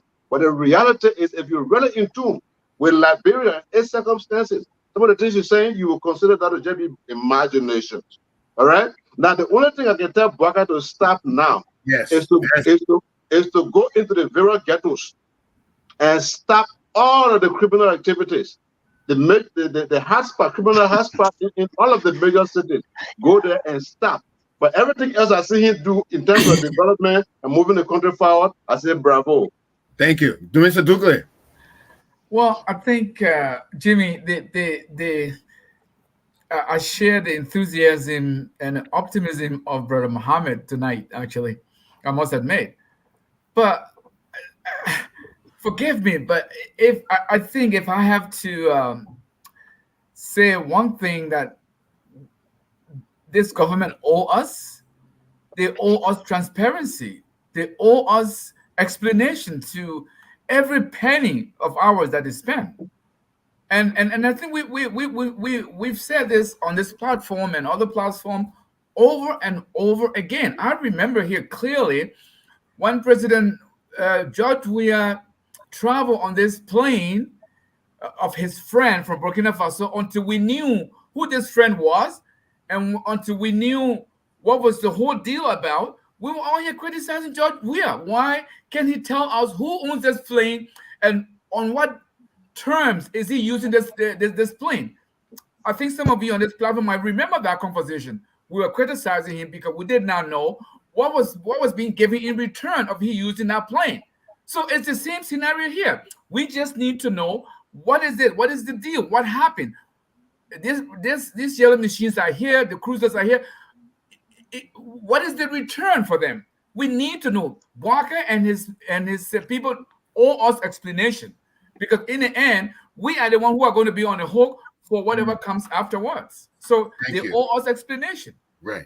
So is that the ghetto can stop the criminal activity in the ghetto? We need transparency, Mr. Kane. One thing you can tell them to stop and be more, concise. Well, there are a couple of things I will mention it, but let me just say on the issue of the infrastructure bill and all of these other bills. This was when President Biden was already president. My point is that manifestos are aspirational statements. They are often questioned about how are you going to fund it? It will give you an idea, but to sit and cost a manifesto when you have now won election, it's an exercise in. I mean, it's just futile, because even if you do win, you have to develop your plan and then realistically cost it. I agree to the point that our NIC is not that active. I work in the country before, even the NIC itself raised that concern that the NIC should actually be in the business of evaluating the resources we have and then go and sell it out there. But in many instances, when people come to our country, they themselves go and look for the resources. We as a country don't even know the volume that we have, and therefore what we need to sell. I think last night the head of the EPA was on the show and he made a very good point about this. Previously, we were trying to rush on the carbon market without even assessing how much carbon we had. So I agree to that point. I'm also one person who don't like to have this blanket criticism of the investment that was done in the rural sector. Because if we do push for decentralization and support people in the rural area, we need to make sure that they have the ability to move around. So this blanket statement that $22 million was wasted on Dusty Road is not true. The only issue the Senate had was that the budget had not passed, and therefore the commitment should not have been made. But that investment to keep these roads that were abandoned for 6 years, for 2 years, is something I think that was good that the government did. So if there is one thing I will ask this administration to really do, is to, it was already made, the point was made here, is to also focus on making sure that our expenditure is much more efficient. Let's follow how the money is spent. Ministry of Education will give them 100 million a year. We all clap at the beginning of the year, but what are they really doing with the 100 million as we get to December? We need to make sure that we are tracing how we are spending in the public sector. Very good. Exactly. Accountability. Mr. Carter, one thing you could tell them to stop to do. Thank you. I think from listening to everyone, I think what I would change, I will advise them to do is pretty much, maybe I'll squeeze another one in. One, change our mindset of this. We can't do what these other countries are doing because we're so poor. You know, to be the best, you compete with the best. To be the best, you challenge the best. To be the best, you mimic the best. Our mindset have to change that we can be anything. This is why the Ghanaian people say they are the best in the whole wide world. Go to Ghana today, right? So if we can't do anything else from a policy perspective, is to change the mindset of Liberians of how they see themselves, how they see themselves, not just compared to other Liberians, but how they see themselves compared to other around the world, right? And the second thing, maybe I'll just squeeze it here, is pretty much restructure your budget. You cannot say you put out this new plan. I think they develop a new plan in addition to the arrest, but your budget doesn't reflect that. So if you develop a new plan without your being restructured to allocate resources towards it, you're going to go on the road to keep begging again. So restructure your budget to align with the new plan that you're drafting and change the mindset of Liberians to really take pride in themselves of what they are able to achieve and what they can do. You know, or else we have the defeatism mindset that we carry around, and you cannot be in that kind of mindset and go anywhere in life. Thank you. There you go. Can-do attitude. We have to have that can-do attitude, what Mr. Carter said. In other words, I can do it. Mr. Dr. Pearson, one thing you could tell him to do or not do.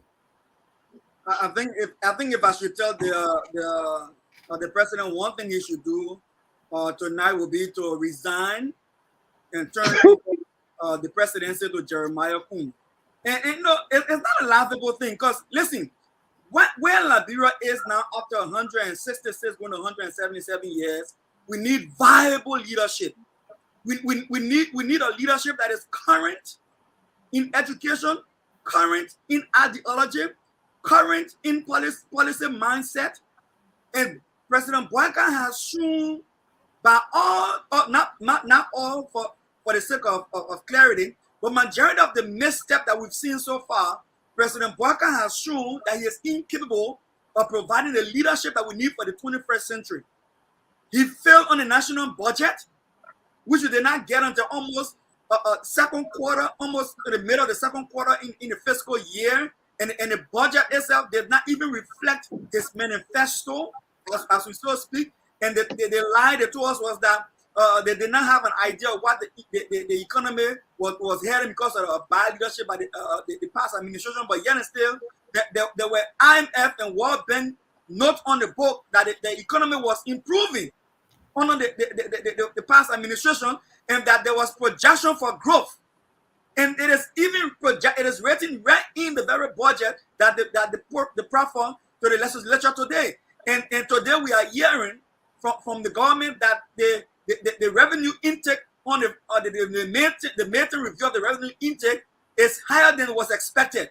And yet still the outcome of how the spending that revenue is below expectation.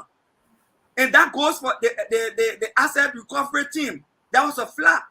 That goes for appointing someone who has a conflict of interest and perceived bias in his legal record. So he had the War and Economic Crimes office that will set the basis for a war crimes court that tomorrow will represent victims.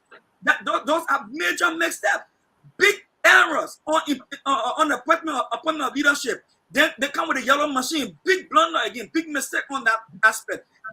Calling on friendship, gentleman agreement in as a replacement to our laws and policies on the book. Big major errors. Setting it down for generators to be celebrated with convoy. Few vehicles or vehicles to be celebrated. Talking about spending $22 million on maintenance. For me, maintenance is not a They say at one point, yeah. I'm really necessary. Maintenance across the country, whether it's for roads, for generators, should be a normal process of government. It's not something to celebrate. It's a normal process. So I think the president should turn over power to Jeremiah Kun and exit the door so that Jeremiah Kun can come with the vigor and the energy that it takes for a generation of our tech to lead the country.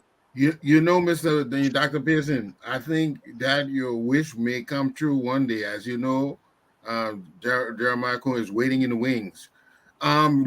Before we go to Mr. Sharif, callers, if you want to join the show, please see the other number on the screen, 605-313-6004, pound 793-403.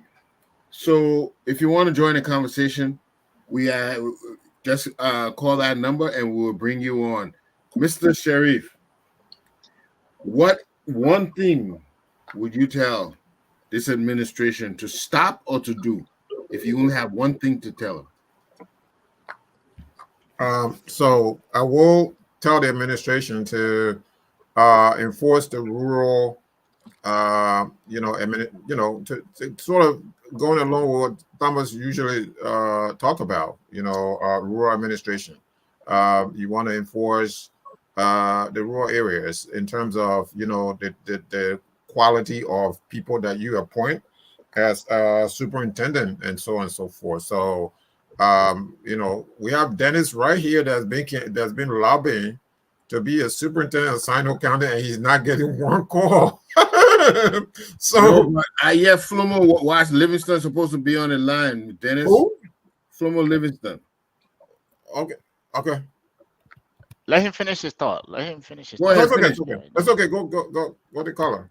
No. We want. I want you to finish. Then we will bring. Okay. The caller. All right. Sure. I'm almost done. So I was just saying that rural administration. I mean, superintendents. I mean, if you want to further your development agenda, I think what better way than to have real quality people in these rural areas. And people take this for granted, like superintendents, they take this for granted, like somebody go sit there and say the superintendent or assistant superintendent for development, and they just go, I'm going home now, I'm just going to sit there and rest. That's a real important job that that we don't even talk about frequently. So to me, I would advise them to do that.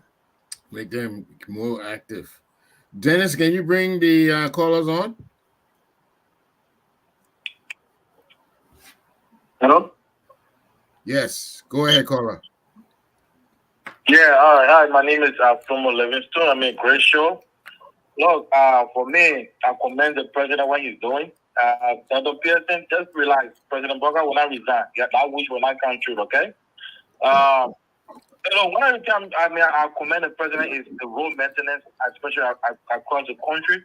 We listen to people from the southeast. The road maintenance is actually saving them money. Those who do business, because in the last 6 years, they were paying we listened to one business guy. They were spending like $21,000 from Morovia to Maryland. But now they're spending like $15,000. Although they stay much, but at least they save me at least $6,000 from Ganta to Zelju.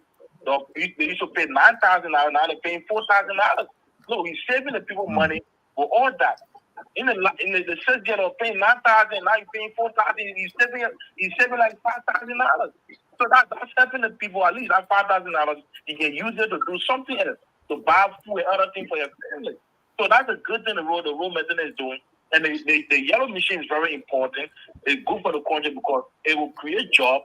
Mr. Carter saying it will not create, sustainable job. I disagree because you get people who will be operating on that machine you get maintenance, you get mechanic who will be working on that, creating job and other things.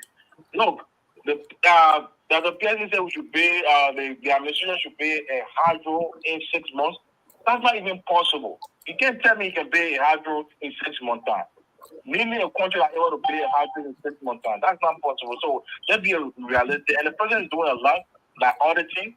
Name me in the past administration that ever ruled abroad. Name me the any administration that had an audit, like coming on and bringing audits, the EPS and other sectors. No government has ever done that. And I have to commend the president on doing that. And the president is on the right track, talking about yellow machine and other things helping the country. It's not like a private plane that one person benefiting from it. Yellow machine is helping everyone. The vehicle is helping everybody. So let's continue to, I'm not saying you can criticize the government, but let's do constructive criticism, not because you don't like the president. So the President Beggar will not retire, okay? Mr. President, you guys still here to deal with the president. Thank you. Any more callers? Okay. So then, any more callers? Hello. Yes, go ahead, caller. State your name and where you calling from. I'm calling you from Illinois. Okay. So, this is why I want to speak. Thank you for having me. I want people to know that the issue of the road is something that is new, but it's not going to celebrate yet. I was in Nigeria last year in July. Of July, it's going to celebrate 29. So look on the 4th of August, in Jacob Morgan, the same day. Roads in America, yes, the 10th week of August, going upward. So let's wait and see from August to September, if the roads are still passable, they are still flyable, they will get celebrated. There's two elements to celebrate because the brain is started difficult. If you're going to do that. So thank you, Mr. Honorable. Be careful. Can you guys understand what he's saying? Okay. Thank you very much. Any more callers on the line? Okay, so gentlemen, I have, you know, it's one thing to be. One more caller. Okay, one more caller. Caller, go ahead and state your name and where you're calling from. Hi, my name is William Jala, and thank you for having me. I called because I want to address this Victor Name regarding my post. So, if I may paraphrase what Victor Name said was. No, don't paraphrase. I want you to say exactly what you heard. Don't paraphrase. It's going down the same path that we have been through that led us into problems. If I were to infer from your statement, what would you expect me to say? Because we went through stuff that led us to war.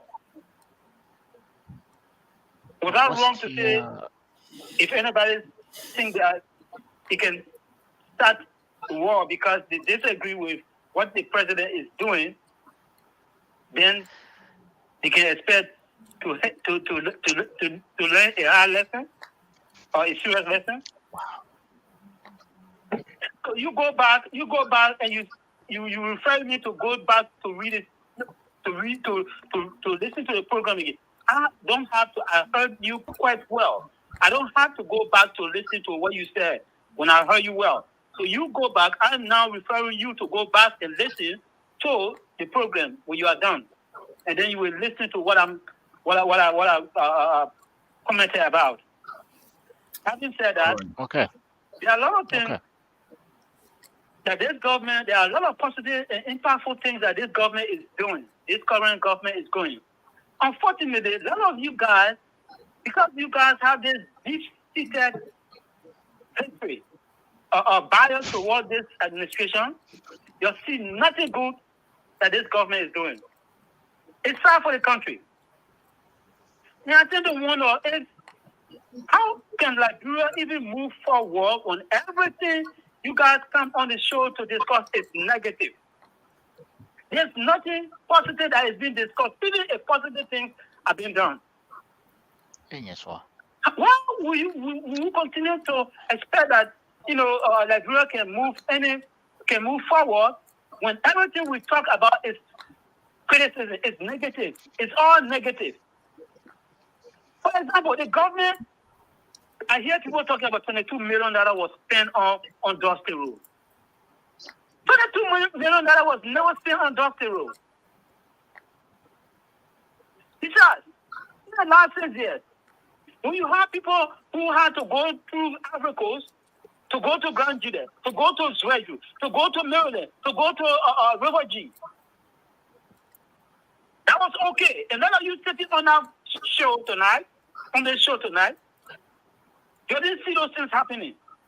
You guys were fine with it because you guys were in support of that government, of that regime. Or you people were supporters of that regime. How you know that? But, of That's course, an assumption. especially this. Jesus. I know that's of Clarence Pearson. Look, Mr. Jala, let me tell you what I said before you hang up. All right, and when you go back, you listen to what I said. What I said. No, you listen to me now. I've listened to you. What I said was this. Language there will let finish. About the Boakai regime. When you Dennis, support keep him on the phone when he's done, so now we can respond to him. You supported a regime, a failed regime for 6 years that supported the Liberian people. That Yeah, that was is not false. corrupt. And you That have is the false. guts, you You have did the not nerve support. to sit I on did your not show support any failed regime. That is false. Mr. Nambo, just wait, let him finish. We'll keep him on. even with the great things that are happening. Thank you. You hear revelation Okay. after revelation from people who are experiencing the development in the Southeast. They are telling you it. They are not Dennis, telling I you. think you got People are cut telling him us. off. They are saying we are experiencing this development, but you still not believing. You still are in doubt. You still not believing what they are saying. But all you All want right, to do so- is just criticize. Keep criticizing. Okay, sir. Will keep working for the Sir, Liberian can people. you Thank stay on the phone? Can you stay Yeah. on the phone so Mr. Mr. Nambo can respond to Caller, you? Stay on the Mr. phone, Nambi please. got wants to reply your. So, Mr. Jala, in very simple terms, this is what I said. I said this president came and told us he would not do business as usual. But we're seeing he's doing the same old stuff that was done by previous governments. You can go back and play the tape. Now, let me tell you this. It's people like you who will make this government to be a one-term government if they listen to people like you. Because apparently the likes of you don't follow your history. You don't listen, you don't follow history. Because if you did, you will avoid the same mistakes that previous So we all government. should respond to the callers. That's what I said. So go back and play the tape again, and you will tell me tomorrow when we come on that yes, this is what I said. I said nothing about war. Absolutely not. I'm not an advocate of violence. Thank you. Yes, so gentlemen, we about to wrap it up. We can go around the room. I can give you a chance to respond to the callers and give you your parting statement. Let me start with you, Mr. Kamar. Yeah, I can't wait to get out of here. But listen, it's really been wonderful. Mr. Nangwe, of everything I gathered here today, I got something from you, and I believe in it. I believe in what you said about trying to go through our domestic revenues and get some of these things done. And that plan is on the way. Some of those money that are going to lawmakers and extra budgets for their own development projects when we had development superintendent or other stuff. I think all of that is total nonsense. But right now, as it stands, the president is doing the right thing. You should be happy, Mr. Nangwe, that your village, you can now go to your village in Maryland. And you didn't do that for the past 7 years. You couldn't study there because there was no way that you could study there. Now he made that way for you. But we'll take your advice. Somebody talking about solar panel. Suppose solar panel at that airport, it will cost you no less than $20 million. Thereabout. In the meantime, can we be using the generator until we get the money for the solar panel? Or just through the generator? Or just through the generator? Excuse me. I know of a quote to do that for $3 million. Yeah, okay. Or just throw the generator away because we don't have solar panel, or should we use a solar panel? Should we use a generator until we get the solar panel? Those are some of the things we should be talking about. And again, I want to close by saying this. When we come to show how much of intelligentsias we are, let us take to consideration those people who are still tying dry meat in what we call bolola. Bolola is the big leaf they can pull out in and tie it and put it inside Kenya and pull it on their hay, walking miles even though there's road, but because there's no automobile to take their belongings. Let's think about them. The urgency of now. I thank you so much. Thank you. Mr. Muhammad Sharif. Thank you, Jimmy. I thank you for this hosting the show. Thank for fellow panelists. What Douglas said, today, I'm very passionate. I've always been passionate about Liberia. I've always been passionate about Africa as an African, and more specifically as a Liberian patriot. It doesn't matter what regime, what administration is doing good for the Liberian people. I support development, and I'm a true independent. That's what independent is. I mean, when George Weah did something a few years ago, like George Weah was about to do something which was monumental. He and I talked about it on this show. I'm not going to go over that again. But I thought that his effort to reduce the terms, presidential terms of the legislature, and the opposition opposed that. I've talked about that ad nauseum. He also did some good things, legislative wise. I've talked about those, but at the same time, those were few and far between. There were a lot of missteps and errors that I have talked about. And so the fact that Boakai is doing this now, President Boakai is doing this, is very commendable. And so that's all I have to say. We can all sit in the United States and criticize these things, but let's go back and face these people in the rural areas who are dancing, who are celebrating these developments, and tell them, you know what, the president got this from South Africa. We're going to take it back. We're going to take it away from you. You go tell them that. That's what we're talking about. This is an issue that's really near and dear to my heart. I don't support people because I want a job. I don't support administration because I want a job. I support administration because what the administration meant for the average people, for Liberia. I look at a country that's 177 years old, that is still as if, we're still in the Stone Age in terms of development. And that's where we're at. How can I grow up as a child in a village where people used to walk in the creek? Some young people used to walk in the creek to come to school in our village. And today it's still the same. I mean, what would it take for us to move forward? So it's what I'm saying, gentlemen. And I thank you. I thank you again for this show. All right. So let's go to Mr. Connett. Yeah, I think some of the callers were making statements like every time you guys come on the show, you only discuss negatives. I think when we come on the show, we discuss what the topic is for the day. It is not that we come on the show to just think that there's nothing happening in the country. So anyone that has been following this show knows that even under the former regime, when things happen and they are wrong, we talk about it. When things happen and they are right, we talk about it. And there was also a mention of this issue of patriotism. I think the reason why we don't want this government to make mistake is because we don't want the comparison to George Weah government. You will see that over the past 6 months, Jefferson Koji has started having his regular press conferences again. George Weah had an interview, and they are all doing this because they think that they have comparisons to make now. When you talk about Igbo math, they say, okay, how about the yellow machine? So when we discuss these issues, we want the government to do well to What just happened again? I don't know what just happened again. I'm sorry. Let me mute him. Thank you. He muted. Okay.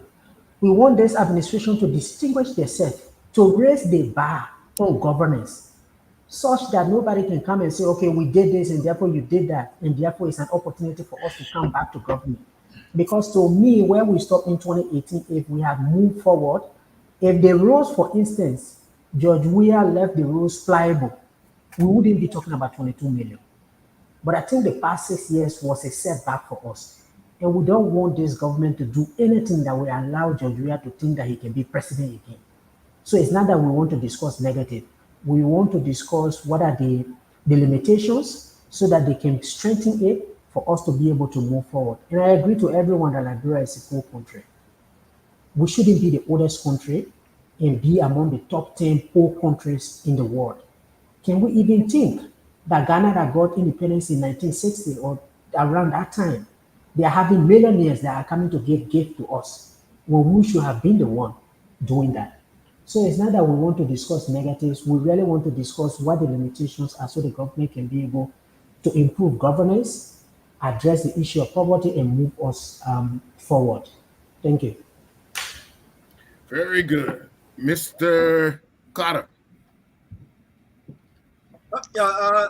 Thank you, Jimmy. And it was a pleasure being on the show tonight. Just want to, before I close, I want to say thanks to all the other panelists for the participation tonight. And I want to use this time to also thank the guys that are making the comments. They are active, and that's good. All right, when you have the conversation going, people are participating. It tells you that the message is getting across. President Boakai needs to turn over power to Jeremiah Kuhn and exit the presidency because he does not have the requisite skills and expertise and innovation that is required for leadership today. There's nothing he has passed to prove me wrong, and there's no action he has taken in the last 6 months that can prove me wrong either. And in closing, I would like to just mention quickly, listen, we cannot continue to complain that 176 years old country, we're still backward compared to our neighboring, our sisterly countries around us, and still think that we can still do the same old things we've been doing for those many years and expect any change in the country. We great Gary Rowe, 12 years under Man Ellen Johnson Sirleaf and President Boakai was still passing through Ivory Coast or through Sierra Leone rather to go to the hometown. All right, so that's not a strange thing. He was still passing through Sierra Leone after serving as vice president for 12 years to go to FOIA. And George Weah also said he built roads and was still passing through Ivory Coast to go to Maryland County to Grand Creek. So we are saying that we can't keep doing the same old things and think we're going to go anywhere. We're not going to get anywhere. We're going to still be the way we are. I hear someone boast and say that during the 80s we had electricity, we win the TV and going to the X-Bar. That's a few places you're talking about. You're talking about Central Monrovia, you're talking about Yekepa, you're talking about maybe Sunny Cole area, you're talking about Buchanan City. Those are the few places. You're talking about maybe Johnsonville, Bensonville. For me, my family used to take me down to Beaumont every December to go on vacation. So when we got DS, we got satellite television, we got everything you can think about. But when you leave the Beaumont knee area, the camp area, you few kilometers outside of Beaumont, everybody living in thatched roof and mud floor. That's not the kind of country we're looking forward to see, especially for a country 100 going to 177 years old. We need robust leadership with innovation and creativity to take this country forward. Anything less is unacceptable, and President Boakai need to give way to Alexander Kuhn, to Jeremiah Kuhn, rather. Thank you. Mr. Gabriel Carter. I like his enthusiasm, you know. And I thought the real thing he wanted to talk. Yes. I like it. It's my best choice for now for Liberia. Everybody knows that. Say that again, please. I echo your enthusiasm on that. Absolutely. I'm saying Alexander Cummings is the best option for Liberia right now. I thank you guys for having a great discussion. I think this as somebody kept saying, these are conversations we need to keep having. That way we're holding the administration feet to the fire. Not just this administration, any administration that comes to power, we're able to hold their feet to the fire.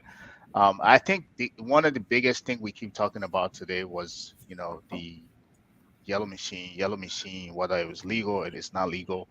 Uh, I think the idea behind the president bringing the yellow machines in the country, we understand it, which is he wants to create some kind of infrastructure to give access, road access to people. Kind of said it earlier. If you come in, you have your agenda. Once you get into power, is now to span it out to make it an actual a policy item, right? If this president was serious, he would have put forth an infrastructure plan. Say, okay, this is what I want to do. The roads have been disconnected. They are not leading to the bread basket and getting access to the farmers that need to bring their goods to market. Here is an infrastructure bill. This is how much we're going to spend on it. Not only that, this is what I'm going to do in terms of connecting. These are the areas that I want to connect and bring that to the Senate floor. Let them vote on it.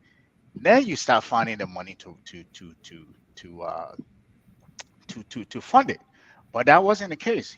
Instead, he circumvented that whole process. You know, the whole idea is we're bringing yellow machine. Yellow machine, we're going to put each one in each county to do what? To do what specifically? So that is the part that I think that everybody is confused about. You're circumventing a legal process, and you guys are making justification about that. And I think this is one of the biggest thing we keep arguing, that he needs to take the proper channel and do what needs to be done. The last point that I want to say here is that everybody wants the same thing. I said this earlier. You and I here, every one of us, the common denominator is that we have a job. One, we have a way to self-actualize. We have a way to make our dreams come true. If we're able to provide for our family, we have a way to dream and take on other ambition that we want to do. Why? Because we have a source of income, right? That is able to allow us to do that. In Liberia, that is not and hasn't been the case for many Liberians. This is why we have this big economic inequality in our country that continue to become one of our biggest problems, right? And this is why we're asking the president to solve, or not just him, any other president that comes to power. Try to find a way to create jobs in our country that if Mr. Sherry comes out of college, he is able to find some kind of job to take care of himself. And if Wait, he's too able old to now. grow in You that, too to old be now. able Get out to of calendar. if he's able to do well, he's able to raise a family and go on and have a good retirement. As simple as that, you do those basic things. This is what we're asking for in Liberia. We're not asking you to do all these elaborate things. We understand we've had the opportunity to do those things. They did not happen. But start that from the fundamental standpoint and make sure you do the right thing while you're doing that. If you continue to set these examples where you're circumventing the law, the next person that will come there, they will do exactly the same thing, and they will do exactly what you guys are saying. Hey, did it. Why can't we do it? The other president that will come, Boakai did it, so we can do the same thing. So we need to set the right example for the next leadership that will come in. Thank you. Correct. I think this was a great discussion. Mr. Dukley, Mr. Nama, you would take us out. Mr. Dukley. Thank you, Jimmy. It was really a pleasure to be here with the spirited debate and interacting with the callers as well. Jimmy, I'm, you know, I'm an independent. I belong to no political party. I've never been affiliated with any political party, despite all the um, the political pondering, etc. But you see, we are always here to make sure that our motherland develops. We all care dearly for that motherland. And so it is from that point of view that we all come here to share our 2 cents so that someone somewhere in Liberia could be listening and they might take heed to some of the things that we're discussing here. I don't think anyone comes here with the intention of bringing Liberia down. But from my perspective, I think what I see as one of the major problem with everything that is wrong with Liberia is leadership. And to date, we have not been able to find a leadership that will lead us in a way that will transform our homeland, despite all the troubles we have had over the years. So until such time that we see somebody who is gutsy, somebody who is willing to do the unconventional thing, if it will lead to developing Liberia, that's what we want to see. That's what we all want. I mean, since when Liberia contract their security to Ghanaian company, and someone somewhere came to realize, wait a minute, who who did this? Who? So you can see that Boakai immediately asked for that contract to be revoked, and first of all, it shouldn't have happened to begin with. It should not have happened to begin with, but yet it happened, and someone decided this was not the right thing. So when we come here, we point to those ills so that they can be rectified to make Liberia better.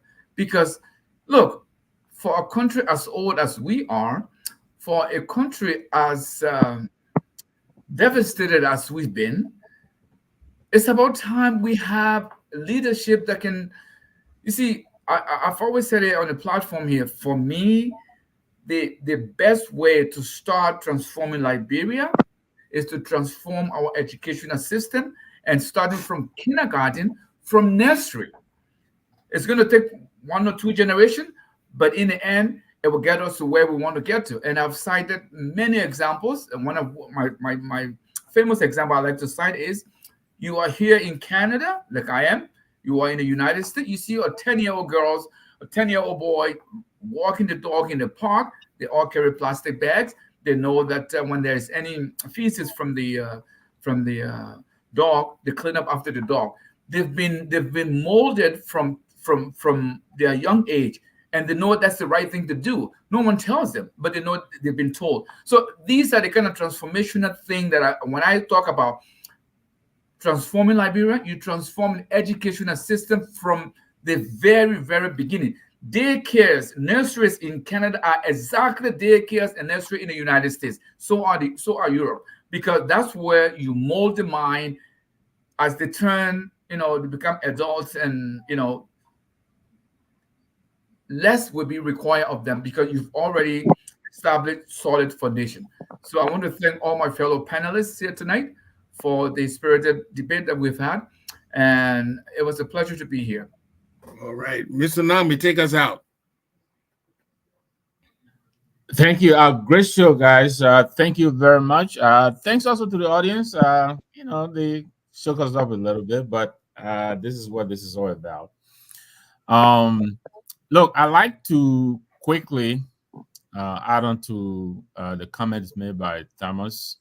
When we come on here, we don't come here because we want to be negative or we want to criticize. I think actually what we try to do here is to help, to provide the government a sounding board so that they know where they're going wrong and take corrective measures. That's what we seek to do here. Because we have seen other supporters of other governments tell us to do this. We've seen that, and we know that kind of attitude gives you a one term in the executive mansion. So if they're smart enough, they would thank us for coming in here and trying to help them course correct. Here are some of the few things that we think the government could do. If RIA is proving to be so difficult to manage, privatize it. There are Liberians here, and to Mr. Sheriff's comment. Last year, if you want, I'll send you the link. Liberians in the diaspora sent home $800 million last year. That's bigger than the size of the budget of Liberia. We're not just sitting here and doing nothing. Import right first. Say that again. You go import right first. You go to open a place. Of course, we've been telling the government to open it up. We commended the government, but people don't remember that We commended the government for sitting and conversing with Elon Musk from the very beginning of this show. People don't remember that. But when we tell them don't bring 3 generators to RIA, they get upset. And then they call us negativists or whatever they want to call us. But yeah, privatize RIA. If you try and you not make it, and you try hard, you not make it, privatize it. There are lots of Liberians here who are willing and able to help. You see this gentleman? I don't know if you can see myself. This is Richard Dennis. This guy is estimated as of 2022 to be worth over $400 million. He's a Liberian. I know that because he graduated from Cotton. He was out of our reunion about a year or 2 ago. He associates with Liberians. There are a lot of Liberians here who could help this government. But I think they're looking in the wrong places. Why, if you want to bring power to RIA, why don't you go for solar? I said that. If the Mahama brothers are willing to help, let them give you a loan. Bring in low-cost electricity, generate revenue, and pay them back. Don't go get gift to give you 3 generators. No. Look, most Liberians don't travel. But if you travel, you will understand what some of us are saying. You're passing through these countries, the disdain, the disrespect that these people show you because of the way we behave. Liberia is very rich. Our problems are not beyond our resources if we manage well. This is what we're saying. So we want this government to go out there, yes, do the right thing, go and bring resources, but don't go be begging for gifts. No. Look for contracts, look for investment, bring them in, be transparent, tell us what you're doing, we'll support you. What if it came from the United States? If you come in and tell us, a handshake, a friend gave you this, we know all of that is not true because nothing is ever free. Jay Victor, what if it came from the United States? What came from the United States? The so-called gift. No, I don't know if there's any gift that can come from the United States that's free. Mr. Sherry, you know that. But if it is, open it up. Be transparent. Tell us. We'll appreciate it. It's what I'm saying. Yeah. So bottom line.